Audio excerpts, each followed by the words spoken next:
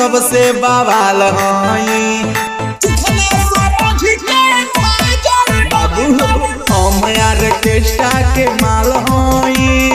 बुझिल सबसे बवाल हई। हम बानी नादान काहे बड़ा परेशान हमरा जैसन फूल झरी ना पैबा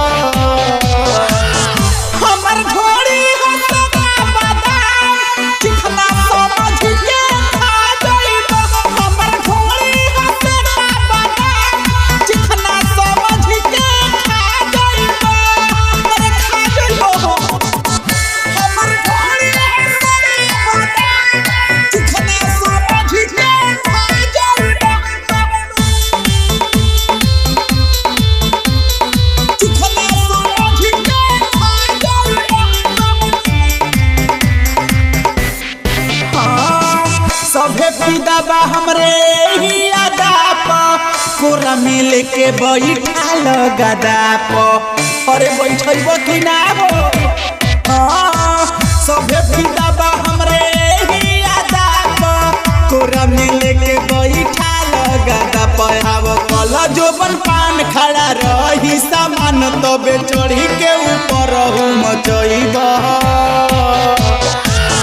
हमर घोड़ी हसना बादाम चिखना समझ के खा जाइबा हमर घोड़ी हसना बादाम चिखना समझ के खा जाइबा अरे बोलबा त छोड़बा ना हमर घोड़ी चिखना समझ के खा जाइबा। आप सुन रहे हैं ब्रिजेश बारूद की आवाज में यूपी और बिहार में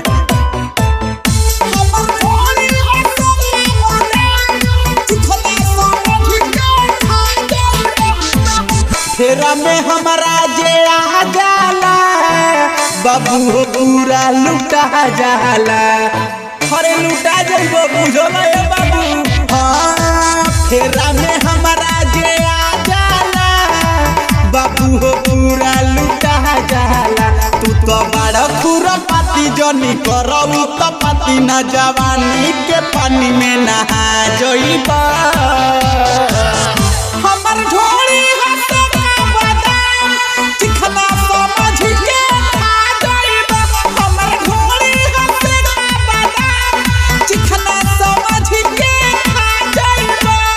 अरे खा जाइबा हम ऑर्केस्ट्रा के माल हई